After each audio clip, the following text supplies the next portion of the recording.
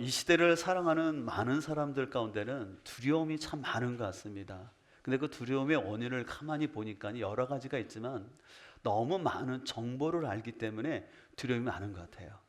유튜브를 통해서 건강에 대한 정보를 많이 얻다 보니까 먹는 거나 컵을 사용하는 부분에 있어서 굉장히 두려움이 있는 것 같아요. 또 교통사고나 또 사건 사고에 대한 정보들을 알다 보니까 이것도 조심해야 되고 저것도 조심해야 되고, 그러다 보니까 점점 세상에 대해서 두려움이 많아지는 것이 오늘의 현실인데요. 근데 오늘뿐만 아니라 과거의 성경의 사람들도 두려움 가운데 있었던 것을 볼 수가 있어요.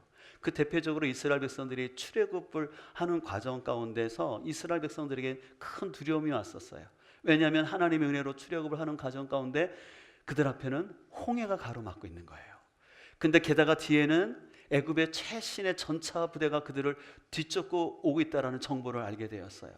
근데 막상 그들은 훈련되지도 않고 제대로 무장도 되지 않은 사람들이었죠. 그래서 그런 정보가 이스라엘 가운데 가득하다 보니까 이스라엘 백성들 마음 가운데는 두려움이 가득했습니다. 그래서 그들은 부정적인 정보는 많이 공유했지만 정작 믿음을 공유하지 못했던 것이죠. 근데 바로 그때 모세는 구원하시는 하나님을 바라보면서 그 믿음을 공유했을 때 그 믿음대로 그들은 홍해를 잘 건넜던 것을 알 수가 있습니다.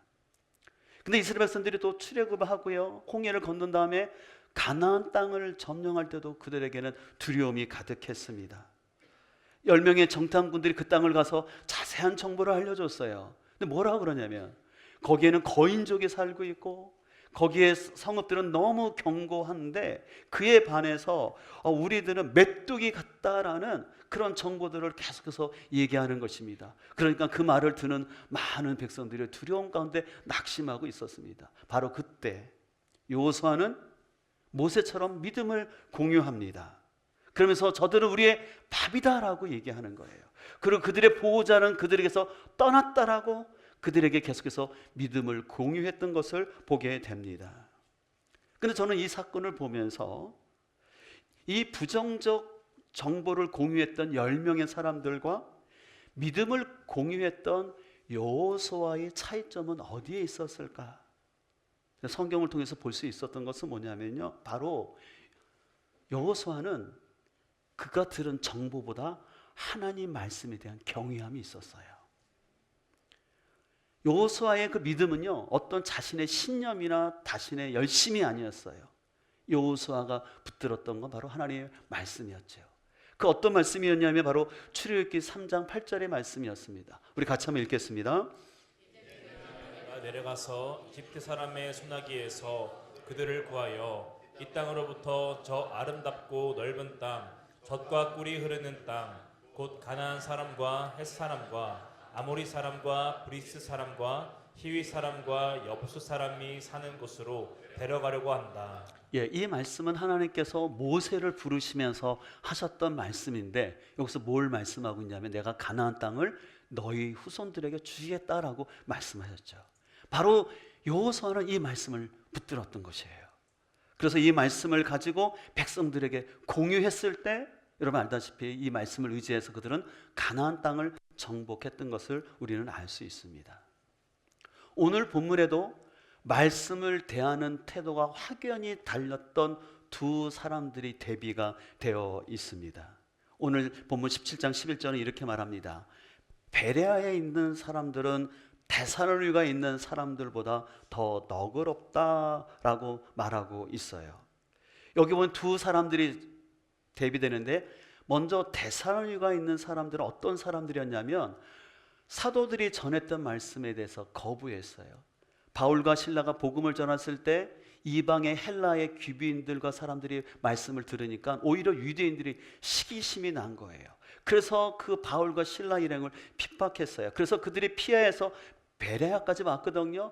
근데 그 데살로니가 사람들이 거기까지 쫓아와가지고 바울 일행을 핍박했던 것을 볼 수가 있어요.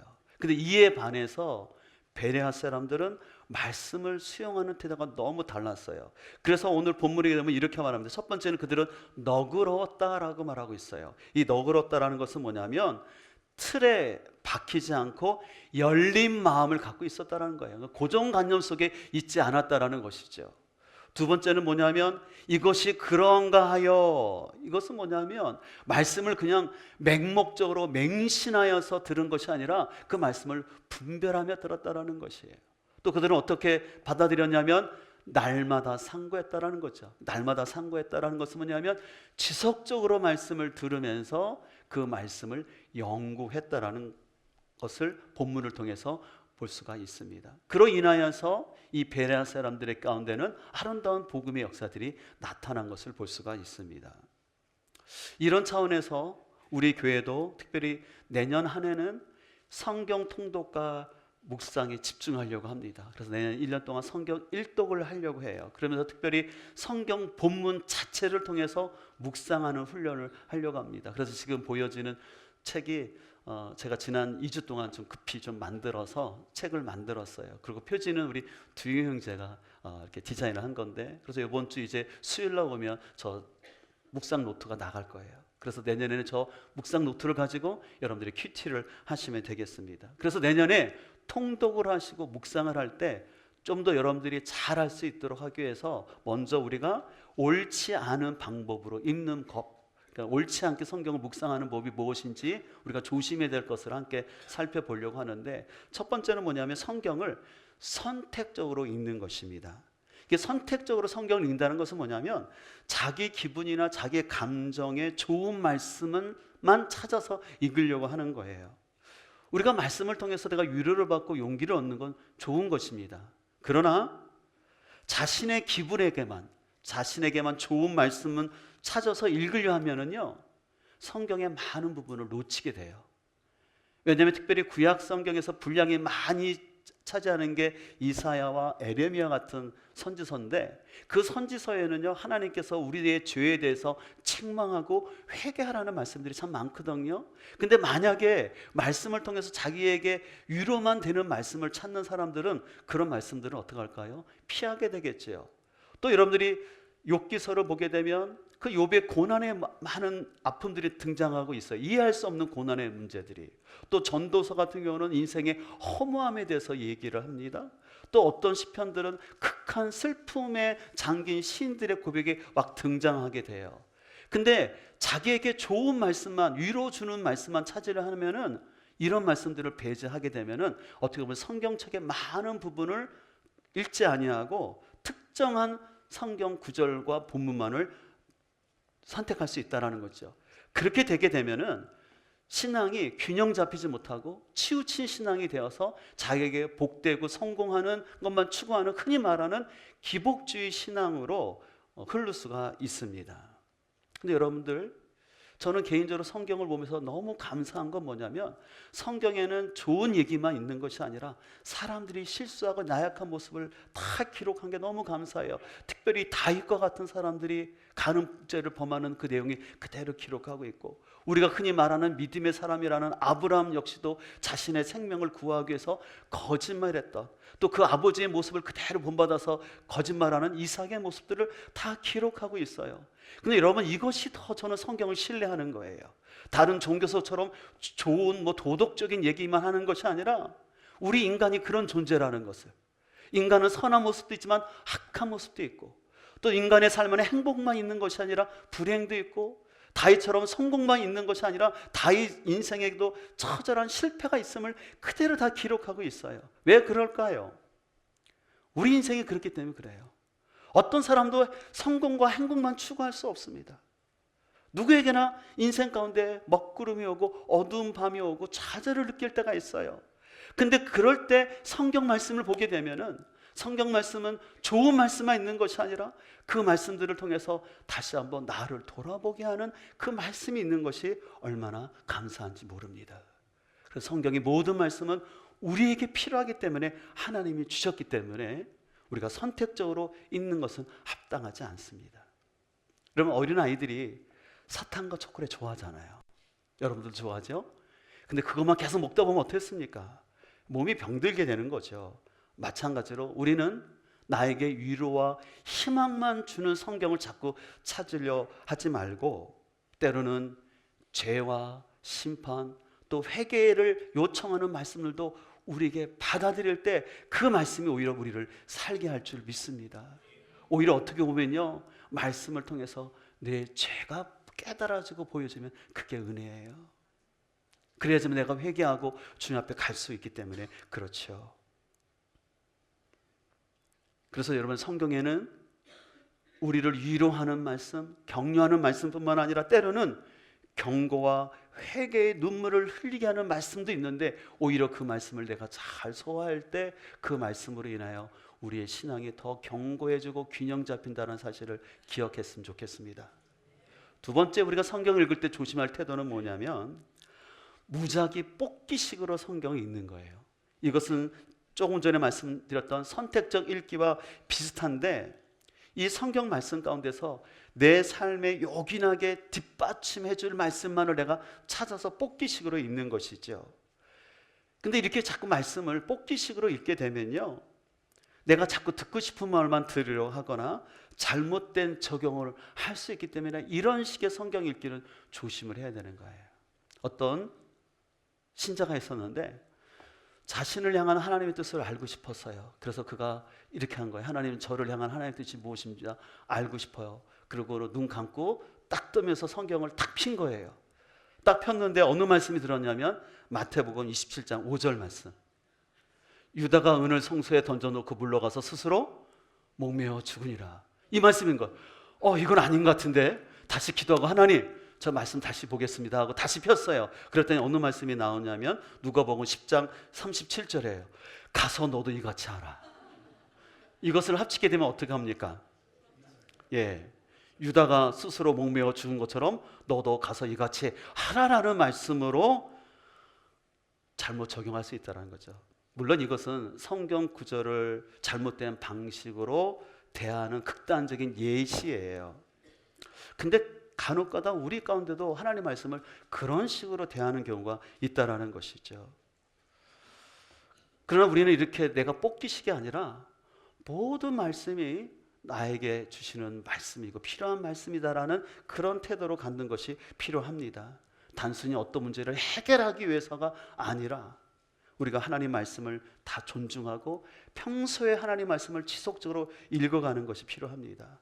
그런 차원에서 우리 교회는 이제 송구 영신 예배 때 말씀 뽑기를 하지 않아요. 그 말씀 뽑기가 나쁜 건 아니지만 그 말씀 뽑기를 위해서 교회에서 성경에 기록된 좋은 말씀들만 쭉 이렇게 뽑아놨잖아요. 그래서 그걸 갖고 한 해에 그 말씀을 붙잡고 살자라고 얘기하는데, 그 방법도 나쁘진 않지만 우리 교회에서 하는 방법을 아시는 것처럼 각자가 어떤 말씀을 뽑는 것이 아니라 우리 공동체에 주시는 말씀을 붙잡는 거예요.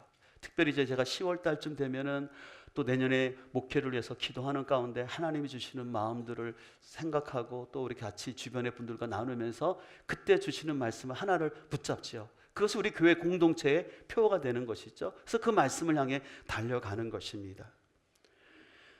그렇기 때문에 여러분들, 내가 좋아하는 말씀이나 아니면 어떤 말씀만 뽑기식으로 하는 것이 아니라 성경 전체를 하나님의 말씀으로 받아들이고 나에게 주시는 말씀이다라는 의식을 가져야죠. 그래서 우리는 성경을 읽을 때 하나님께 이런 기도가 필요합니다. 어떻게 기도하냐면 이렇게 기도하는 거죠. 하나님 말씀이 제 삶의 길잡이임을 고백합니다. 하나님이 뭐라고 말씀하시던 그대로 믿고 따르기를 원합니다. 이 땅에서부터 영원에 이르기까지 무엇이 제 삶에 가장 좋은지 하나님이 아시기 때문에 하나님 말씀을 내가 취사한다 생각하지 않고 하나님 주시는 말씀대로 살겠습니다. 이런 마음을 가지고 기도하며 말씀을 읽어 나갈 때 그 말씀이 여러분의 생각을 변화시키고 여러분의 삶을 진리 가운데로 인도할 줄 믿습니다. 세 번째, 우리가 주의할 태도가 있는데 그것은 숨겨진 비밀 코드를 찾는 것처럼 읽는 것입니다. 때때로 어떤 사람들은요, 지금껏 어느 누구에게도 이 진리가 가르쳐지지 않았는데 내가 성경을 통해서 새로운 통찰을, 내가 기가 막힌 것을 알아내겠다라는 그런 태도로 성경을 읽는 사람들이 있어요. 뭐 이런 태도가 나쁜 건 아니에요. 왜냐하면 하나님의 말씀 하나라도 빠짐없이 정확하게 알고자 하는 것은 좋습니다. 하지만 여러분 기억하십시오. 이미 수많은 사람들이 성경을 연구했고 그 안에 성경의 진리가 다 드러났는데 성경의 어느 한 구절이 여러분이 발견할 때까지 그대로 숨어있는 구절은 없다라는 것이에요. 그래서 나에게만 특별히 되려는 그런 말씀을 일부러 막 찾을 필요는 없다라는 것입니다. 그런 의미에서 1970년대에 발견되고 2000년대에 공개된 유다 복음서라는 게 있어요. 위서인데요. 유다 복음서는 이렇게 얘기하는 거예요. 예수님을 배반한 가룟 유다가 배신자가 아니라 오히려 예수님의 구원 사역을 해서 협력한 사람이다 라고 하면서 오히려 가룟 유다를 높이는 내용이었어요. 근데 일부 작가와 미디어에서는요, 아마 이 책을 가지고 뭐 기독교의 근본 진리가 다 뒤집히는 것처럼 뭐 난리를 내고 막 소문을 냈지만, 이거 보니까 이건 무슨 위경, 잘못된 성경이라는 게 다 드러났던 것이죠. 또 여러분들 중에서 읽으신 분들도 있겠지만 댄 브라운이 쓴 다빈치 코드라는 책이 있어요. 이것은 여러분 알다시피 레오나르도 다빈치가 최후의 만찬을 그렸는데 거기에 나오는 제자 중에 하나가 여성의 인물을 가진 모습이 보이거든요. 그걸 가지고 또 성경의 역사와 결부시켜서 이 그림 속에 어떤 성경의 역사가 담겨져 있다, 비밀이 담겨져 있다라는 식으로 하면서 하나님의 역사와 성경을 또 이상하게 접목시키려는 이런 시도들이 참 많이 있었던 것을 볼 수가 있습니다. 여러분, 그러나 기억하십시오. 성경에 하나님의 비밀을 지금까지 감춰놓고 어떤 특정한 사람만이 그것을 풀 수 있는 것처럼 그렇게 감춰진 것은 없다라는 것이에요. 이미 말씀들은 다 알려졌다라는 것이죠. 여러분, 지금까지도 수많은 믿음의 선진들과 학자들이 하나님의 뜻이 무엇이고 진리가 무엇인지를 다 설명을 해놨는데, 내가 거기서 뭐 사람들이 발견하지 못한 것을 내가 발견하겠다, 그런 태도로 접근하는 것은 굉장히 조심을 해야 됩니다. 여러분, 그런 차원에서 우리나라에서 발생한 대표적인 이단이 있는데 통일교와 신천지예요. 또 미국에서는 19세기에 일어났던 여호와 증인들이 있어요. 그 사람들은 이렇게 말하는 거예요. 자기들이 성경을 해석하는 비밀이 있다라는 거예요. 그래서 자기들의 성경 해석 방법대로 따라와야지만 구원을 얻을 수 있다라고 얘기하는 겁니다. 여러분, 이것이 근데 논리적으로 말이 안 되는 것이, 만약에 그러면 통일교와 신천지의 교리를 받지 않았던 그 이전에 있던 수많은 믿음의 사람들과 다른 서구에 있는 사람들은 구원을 못 받았다는 얘기입니까? 아니, 하나님께서 우리나라에게만, 통일교와 신천지에게만 구원의 말씀을 주셨고 그들에게만 진리를 주셨다면 이건 말이 안 되지 않습니까? 그렇기 때문에 여러분들, 우리가 좀 조심해야 될 것은 뭐냐면, 목사님, 어떤 분이요 말씀을 너무 잘 쪼개요. 그분에 가면 너무 좋아요. 여러분, 그런 것들 너무 속지 않았으면 좋겠어요. 저는 말씀을 쪼갠다는 표현도 좀 별로 좋아하는 표현이 아닌데, 그래서 어떤 사람한테 가면, 그 목사님한테 가면, 전도사님에 가면 그분의 해석법이 진리인 것처럼 따라가는데 아니에요. 하나님은 우리 모두가 성경을 읽으면서 깨달을 수 있는 은혜를 주신 것이지 어떤 특별한 사람만이 비밀을 발견하는 게 아니라는 것이죠. 여러분, 그런 차원에서도요, 실은 성경을 많은 사람들이 연구하지만 때때로는 해석이 안 되는 난해한 구절들이 있어요.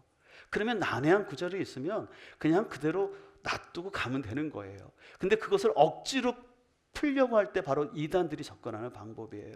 이단들은 우리가 평소에 해석이 안 되는 어려운 구절들을 가지고 질문을 하죠. 그래서 예수님이 구름 타고 오신다고 하시는데 당신은 구름을 바라보고 있습니까? 뭐 그런 식으로 해서 사람들의 궁금증을 가지고 자신들의 교리로 왜곡하는 사람들이 너무 많은 거예요. 이 성경에 나오는 비유의 뜻이 무엇인지 아느냐, 그런 식으로 해서 자신들의 교리로 해서 사람들의 영혼을 도둑질하는 이단들이 참 많은 것을 볼 수가 있어요. 그래서 여러분들이 성경을 읽으실 때요, 어려운 구절이 있으면 그냥 어려운 구절대로 놔두고 가시면 되겠어요. 억지로 해석하려 하지 마시고, 무엇보다 여러분들 한 가지 기억할 것은, 여러분의 머리로 성경이 다 이해되잖아요? 그러면 여러분이 하나님이에요. 저도 지금까지 수없이 성경을 보지만 이해 안 되는 구절이 참 많이 있어요. 근데 그런 건 있죠. 성경을 읽다 보면은 분명히 예전에 읽었지만 이 말씀이 있었나? 라고 새롭게 깨달아지는 건 괜찮은 거예요. 근데 자기만이 뭘 다 아는 것처럼 내 이성으로만 다 알아야 되겠다고 하면 그게 위험해질 수 있다는 것입니다.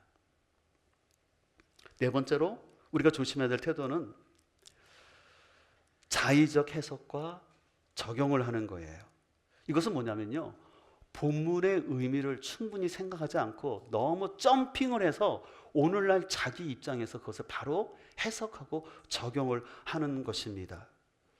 근데 어떻게 보면 이 방법은 많은 사람들이 혼돈을 느낄 수 있어요. 우리는 본문을 볼 때, 큐티를 할 때 이 본문이 나에게 주시는 의미가 무엇인가 찾는 거 나쁜 거 아니잖아요. 근데 그 의미, 그 나에게 주시는 의미가 무엇인지를 찾기 위해서 첫 번째로 해야 될 것은 뭐냐면, 이 본문이 쓰여질 때 이 배경과 이것을 읽는 원 독자라고 하는데, 이 성경을 처음, 아니면 이 편지를 처음 보는 사람들은 누구인가라는 것을 여러분 생각을 하고 해석을 해야지 실수를 안 할 수 있어요. 예를 들어서 어떤 사람이 창세기 22장을 통독하고 묵상을 하는 거예요. 22장에 보니까 아브라함이 이삭을 하나님께 바치거든요. 이삭을 바치기 위해서 함께 걸어가잖아요. 그리고 걸어가면서 이제 그 아들을 딱 눕혔을 때 하나님이 예비한 양을 주셔서 그 생명을 살리지 않습니까? 근데 그 사람이 그것을 읽더니 이렇게 적용을 하는 거예요. 아브라함이 이삭을 데리고 이렇게 걸어간 것처럼 나도 우리 자녀와 함께 자주 도보를 해야 되겠다. 그렇게 적용한다면 어떻게 할까요? 또 어떤 사람이 동물을 제사로 드리라고 했으니까, 하나님이 동물을 제사로 드리고 그 동물을 먹으라고 했으니까는 오늘날 있는 채식주의자들은 잘못된 사람이다라고 말하면서 그 창세기 22장을 가지고 채식주의자를 공격하는 데 사용한다면 이것도 굉장히 적용이 잘못된 방법인 것을 알 수가 있습니다. 그래서 우리는 이 본문이 나에게 주시는 의미가 무엇인지를 생각할 때 먼저 생각할 것은 뭐냐면, 이 본문이 어떠한 배경 속에서 그리고 누구에게 기록되어졌는지를 먼저 기억을 하면서 나에게 적용점을 찾으면 되는 거예요. 특별히 조심할 것은, 우리는 말씀을 통해서 나에게 적용점을 갖는 거 필요하는데, 만약에 어떤 말씀을 가지고 다른 사람에게 적용을 하면 안 돼요. 예를 들어서 제가 상담을 하는데 어떤 사람의 문제를 알았어요. 근데 제가 사랑의 마음을 가지고 그 영혼이 잘 되기를 바라는 마음을 가지고 말씀으로 권면하는 건 필요할 거예요. 근데 제가 그런 태도가 아니라 성경 어떤 구절을 가지고, 집사님 성경이 이렇게 나와 있는데 왜 이렇게 안 써세요? 이렇게 하라고 했잖아요. 당장 이렇게 하세요. 당장 용서하세요. 그렇게 적용하면 어떨까요? 힘들어지겠죠? 아마 저를 안 보려고 할 거예요. 이것처럼 말씀은 그 말씀을 나에게 적용하는 태도가 필요한데, 그 말씀이 나에게 적용하는 것이 아니라 말씀을 가지고 다른 사람에게 자꾸 지적을 하게 되면요, 그 말씀은 생명의 역사가 나타나지 않아요. 그래서 요즘 제가 자꾸 방법 말씀드리지만, 우리는 옳고 그름을 따지는 게 참 우리 사회에 많은 것 같아요. 정의가 무엇이냐, 공의가 뭐냐 많이 얘기하는데 필요하죠. 그러나 그 안에 우리는 예수 그리스도의 사랑, 하나님의 마음이 담겨져야 할 줄 믿습니다. 그래서 그 하나님의 마음을 가지고 그 말씀을 권면하는 것이 필요할 줄 믿습니다. 그렇다면 우리는 어떻게 올바로 성경을 통독하고 묵상할 수 있을까요? 오늘 본문을 다시 봅시다. 오늘 본문 11절을 쉬운 말에는 이렇게 번역하고 있습니다. 베레아 사람들은 데살로니가 사람들보다 마음 씀씀이가 훨씬 고상했다라는 거예요. 마음이 열려 있다라는 거예요. 넓은 마음을 가졌다라는 것입니다. 그리고 신사적이었다라는 것이에요. 그래서 그들은 어떤 마음으로요? 기쁜 마음으로 말씀을 받아들였다는 거예요. 그리고 바울이 말한 것이 맞는지 알아보려고, 아까도 말했죠? 맹목적으로 맹신적으로 다 듣는 것이 아니라 그 말씀이 맞는지 날마다 성경을 연구했다라는 것이에요. 여기서 성경이라는 것은 구약 성경을 말하는 거거든요. 구약의 말씀과 맞는지 또 살피면서, 또 다른 사도들이 했던 말씀과 맞는지를 살피면서 대했다라는 것입니다. 그래서 베레아 사람들은요, 어떤 선입견이나 어떤 고집된 마음이 아니라 겸손과 열린 마음이 있었어요. 그런 면에서 제가 예전에도 얘기했지만, 제가 THM을 전공할 때 제가 신약 역사학을, 해석학을 전공한 사람인데, 그때 수업 시간에 참 힘들게 했던 사람들이 누구냐면, 조직신학을 전공하는 사람들이 저희 클래스에 들어오면은 너무 수업이 잘 안 나갔어요. 왜냐하면 저희는 성경 본문을 가지고 문맥을 통해서 얘기를 하는데 조직 신학을 전공하는 사람 중에 자기가 칼빈주의자면 칼빈의 예정론만 가지고 자꾸 얘기하려는 사람이 있는가 하면은, 또 아니면 알미니안주의 어떤 자유의지적인 관점으로 성경을 보는 사람은 자꾸 인간의 자유의지만 관점을 가지고 얘기를 하려고 하는 거예요. 근데 그 본문은 지금 그 얘기하는 게 아닌데 자기의 특정한 신학을 가지고 자꾸 얘기하려고 할 때 수업이 너무 안 됐던 것을 볼 수가 있어요.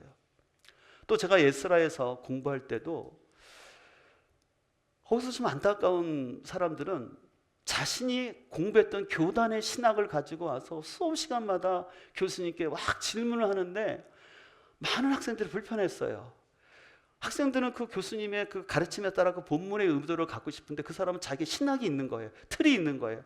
거기에 안 맞으면 못 견디는 거예요. 그래서 수업을 방해하면서 막 질문을 했던 기억이 있어요. 심지어는 제일 안타까웠던 형제가 2학년 2학기 마지막 학기인데 2달을 남겨놓고 자퇴를 해버렸어요. 왜 자퇴했느냐? 교수님의 가르침이 자기 교단 신학과 안 맞다고 그냥 탈퇴를 한 거예요. 제가 그걸 보면서 너무 어떻게 보면 무섭다라는 생각이 들 정도로. 그래서 우리가 말씀을 대할 때 자신의 어떤 전통과 선입감이 아니라 우리에게 열린 마음을 가지고 겸손함으로 우리는 말씀을 대할 줄 믿습니다. 근데 여러분들이 성경 읽다 보면 어렵고 이해가 안 되는 게 당연히 있잖아요. 특별히 이제 내년부터 우리가 성경을 통독하다 보면 여러분들이 읽을 때 어려운 부분이 있을 거예요.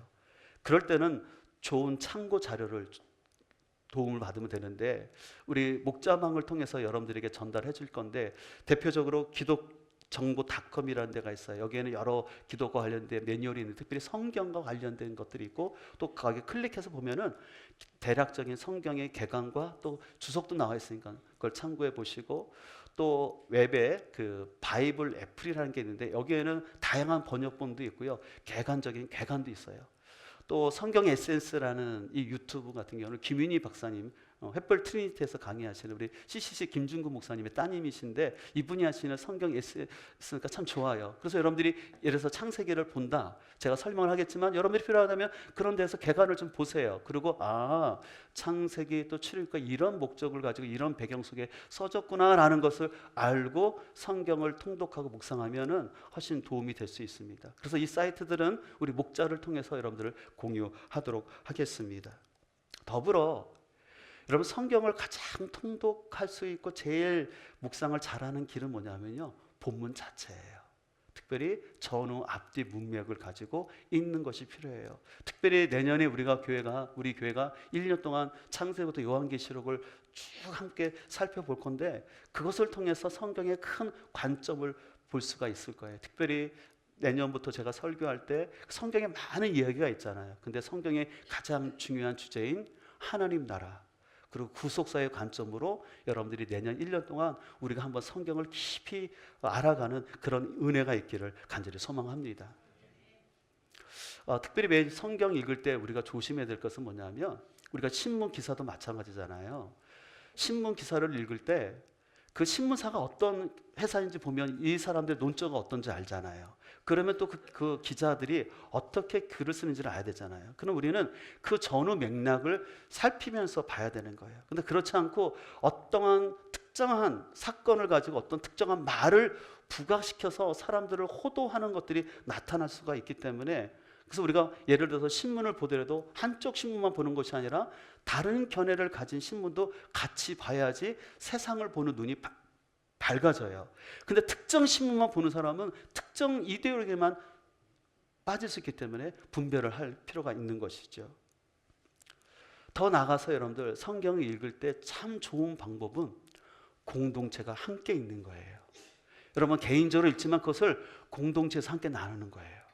제가 말씀을 통해서 이런 깨달음이 왔다라고 함께 읽고 서로 격려해 줄 때 그 공동체 읽기가 굉장한 힘이 있어요. 왜냐하면 나 혼자 내 의지를 가지고 읽으려면요 작심삼일이 돼서 포기할 수가 있거든요, 쉽게. 근데 같이 읽어가면은 서로 격려가 돼서 힘이 되는 것이죠. 그리고 여러분들이 성경을 읽었지 않습니까? 그러면 읽었으면 그 말씀을 함께 공유하는 거예요. 유튜브나 다른 세상의 정보들을 공유하기보다 여러분들이 그 말씀을 큐티한 걸 공유하는데 어떻게 하시냐면 어렵게 생각하지 마시고요. 예를 들어서 여러분들 창세기 1장부터 3장까지 읽으셨어요. 근데 그 중에 가장 나에게 마음에 와닿았던 한 구절을 기록하고 저에게 이 말씀이 저에게 이런 부분은 감동이 되었습니다. 아니면 그 구절을 놓고 짤막게 기도한 거 있잖아요. 근데 그거를 여러분들 목장 단톡방이나 교회 밴드에 올리는 거예요. 그래서 너무 여러분들 큐티를 멋있게 잘하려고 하지 마세요. 왜냐하면 여러분 큐티를 통해서 여러분들의 성경 실력을 막 나타내는 것이 아니라 말씀 통독과 묵상을 통해서 하나님과 교제하는 거예요. 하나님의 마음을 알아가는 거예요. 그리고 내가 느낀 것을 다른 사람과 함께 공유함으로 해서 나를 드러내려는 것이 아니라 다른 사람도 함께 이 말씀 운동에 동참하도록 같이 희생하는 거죠. 여러분 어떻게 보면 자기가 묵상한 거를 올리는 게 쉽지가 않잖아요. 저도 그렇죠. 저도 만약에 제가 묵상한 것들 또 개인적인 것들 막 올리고 하는 게 불편할 수도 있어요. 그러나 우리 공동체가 함께 말씀의 공동체가 되기 위해서 자꾸 그런 것도 시도하는 거죠. 그 고백을 함께 나눔으로 인해서 또 누군가는 이 본문을 이렇게도 누구는 해석했구나. 또 이 말씀이 이렇게 다가왔네. 라고 해서 또 은혜를 받을 수 있는 거 아니겠습니까? 그래서 우리가 이 말씀 묵상을 우리가 함께 공유하며 나갔으면 좋겠습니다. 그런 의미에서 여러분들 공동체 말씀 읽기라는 것은 하나님께서 공동체를 통해 주시는 말씀을 귀히 여기고 실천해 가는 거예요. 제가 종종 말씀드리지만 여러분들이 우리가 유튜브를 통해서 좋은 설교를 듣는 것 참 필요합니다. 근데 그것도 필요하지만 더 중요한 것은 뭐냐면 내가 속한 로컬 처치, 지역 공동체 가운데서 함께 예배를 드리는 가운데 하나님이 세우신 목회자를 통해서 주신 말씀을 붙잡고 내가 함께 공동체가 살아가는 것이 더 성숙한 거예요. 예를 들어서 내가 10개의 유튜브 설교를 들어서 10가지를 아는 것보다는 오히려 내가 속한 공동체에서 주신 말씀 한 가지라도 내가 실천할 때 그것이 나의 삶을 변하고 우리의 신앙을 성숙시킬 줄 믿습니다. 다시 한번 기억하십시오. 알미 중요한 게 아니라 알미 필요하지만 더 중요한 것은 그 알미 삶으로 나타나야 되는데 그 삶은 공동체를 통해 나타난다는 것이죠. 그런 의미에서 우리 공동체 성경 읽기가 참 너무 중요한 것을 볼 수가 있습니다. 또 한 가지 여러분들의 말씀 묵상을 위해서 마지막으로 권면드리는 것은 여러분들이 목장에 모였을 때 이렇게 말씀과 설교를 나누되 여러분 목장 안에서는 정치 이야기를 하지 않는 것 꼭 기억하시기 바랍니다. 우리가 정치에 무관심하라는 것이 아니라 정치 이야기를 하면 생각이 다 달라요. 그러면 나는 내 오름이 있어서 나름대로 얘기하지만 그 이야기를 듣는 상대방이나 아니면 누군가 그 얘기를 듣고 있는 사람 마음이 다쳐질 수 있다는 것이에요. 여러분들 주일날 은혜스럽게 말씀을 들었어도요, 여러분들이 만약에 밖에 나가서 다른 사람하고 차 마시면서 뭐 또 정치 얘기하고 뭐 드라마 얘기하잖아요. 은혜 받는 거 다 까먹고 오히려 마음만 상해질 수 있어요. 그래서 여러분들 꼭 기억하셔서 목장에서는 여러분들이 어떤 정치적인 견해나 그런 거 드러내지 마시고 그냥 하나님 말씀 주신 거, 은혜 받은 것, 그것이 여러분과 다른 사람을 세우게 될 줄 믿습니다. 그런 의미에서 특별히 이번 송구 영신 예배 때부터 창세기 1장부터 제가 말씀을 나누려고 해요. 그래서 여러분들이 송구 영신 예배 나와서 창세기 1장의 시작부터 하나님이 뭘 말씀하시는지 그것들을 생각해 보면서 내년 한 해 우리 공동체가 말씀 가운데 살아가고 그 말씀 가운데 있는 풍성한 그 은혜들과 그 간증이 넘쳐날 수 있는 귀한 한 해가 되길 소망합니다. 다시 한번 오늘 본문에 나오는 베레아 사람들처럼 열린 마음을 가지고 말씀이 그러한가 상고하면서 우리가 더욱더 하나님과의 사귐 가운데 하나님을 알아가는 귀한 축복이 우리 공동체 가운데 가득 넘쳐날 수 있기를 주님의 이름으로 축복합니다.